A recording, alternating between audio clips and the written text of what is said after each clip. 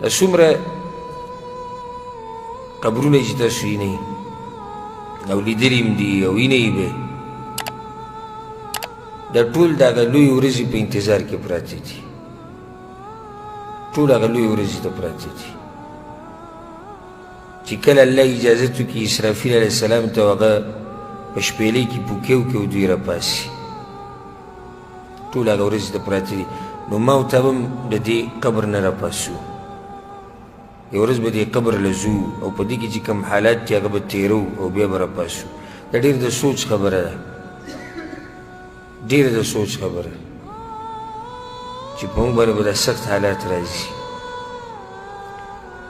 د ټول اولنی سخت حال دا دی چې د مرګ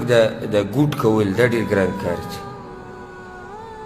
چې کله زما او ستا نه ساه وځي او روح رانه وځي او ملک الموت راشي او د هغه سره نور ملایک راشي هسې سوچ وکړې دې خبرې ته چې ته ځان ورته سوچ وکړه لږ خیر دی دنیا دې سوچونه نه به لږ ځان فارغه کړي چې څه حال به یې زما او ستا او څه ارمان به یې زما او ستا په زړه باندې چې کله موږ اخرنی نظر دې دنیا ته ګورو څه ارمان به یې ستا په زړه باندې او زما په زړه باندې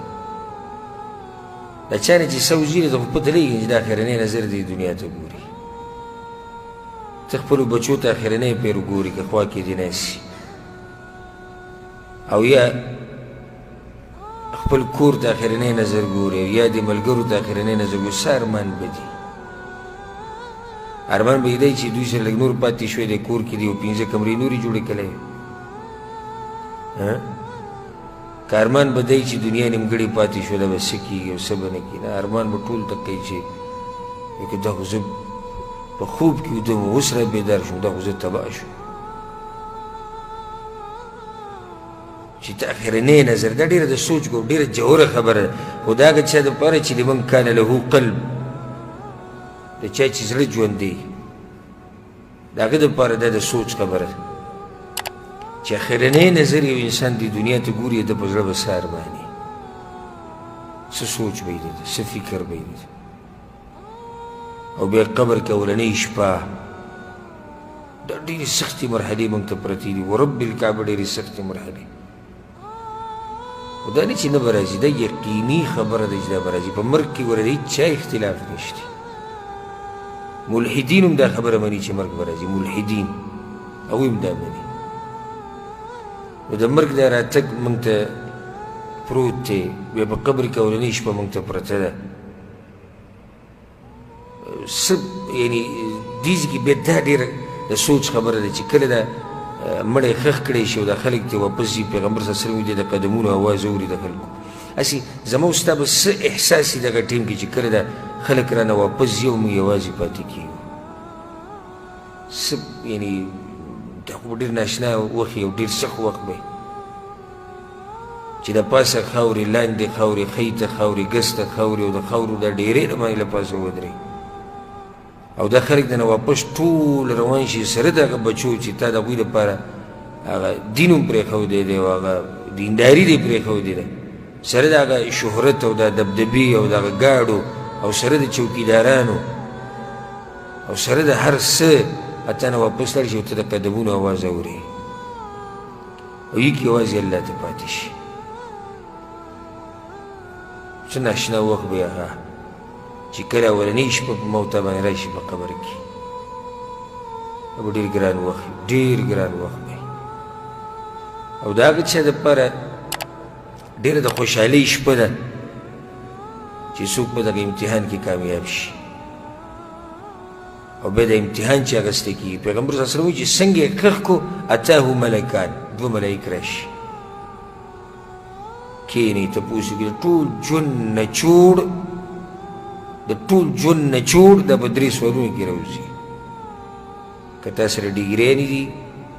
که تا سره شهادي دي که ته مالدار یې که نسب دې اوچت دی که ښایسته یې که زورور یې که مشهور یې که معروف یې که هر څه د هر څه سیټ ته کېده په دغه 3 سوالونو کې به د هر څه پته لګي د هر څه سیټ ته کېده د یو هم په قبر کې تپوس نه کېږي 3 سوالونو کې ستا د ژوند ټول نچوړ به راوځي دا درې سوالونه دا نه چې یو سړی وایي چې دا خو به زه اسان دی جواب به ورکړم دا هغه څوک جواب ورکولی چې الله ورله توفیق ورکړي او الله توفیق هغه چا له ورکوي چې په ژوند کې کوشش کړی محنت یې کړی د آخرت ته ګټلو دپاره یې محنت کړی په ژوند کې کوشش کړی هغه سړی جواب ورکولی شي ټوله ورځ دې سړی په دنیا پسې منډې وایي اعراض دې کوي د الله د دین نه د الله د کتاب نه مخ اړولی د پیغمبر د حدیثو نه او دینداري پکې نشته او زه به جوابونه ورکوم دا جواب ایمان غواړي دا جواب تقوا غواړي د دې قبر نه بیا راپاڅېده هغه بیا بله مرحله ده حدیث کې راځي چې کله د مؤمن په دې امتحان کې پاس شي او الله آواز وکړي چې دته د جنت تلۍ واچوي د جنت کړکۍ ورته کولاو کړي نو دې په مخې ته که دعا غواړي وي ربي اقیم الساعه ای الله قیامت راوله ولې دا دعا غواړي اته پته ده چې مخکې خوشحالیانې دي او هر چې مجرم دی او هر چې هغه ناکامه انسان دی نو هغه همیشه دقه دعا غواړي وي ای الله قیامت رانه ولي یعنې ده ته دا شته عذاب ښه ښکاري لکه چې پته ده ورته چې مخامخ نور عذابونه انتظار کوي او د دې نه سخت دي نو دا ټول خلک به راپاسي الله څه وایي ونفخ في الصور فإذا هم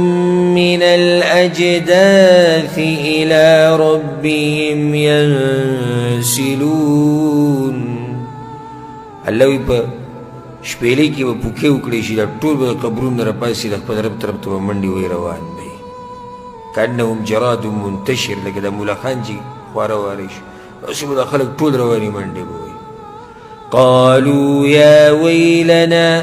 من بعثنا من مرقدنا هلاکت ته زموږ دپاره چا راپاڅولو دي ځینه دا به مجرمان دا چغه وایي دغه ځای کې ښه جواب به وشي هذا ما وعد الرحمن دا هغه لوز دی چې رحمان ذات کړی و لازم به یې پوره کوو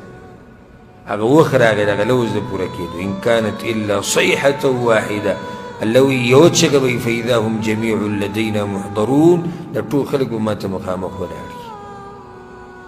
دا ټول به حاضر شي د الله مخې ته او داسې به الله ته واپس شي لکه څنګه چې په اوله ورځ د مور د خېټې نه راوته ولقد جئتمونا فرادا كما خلقناكم اول مره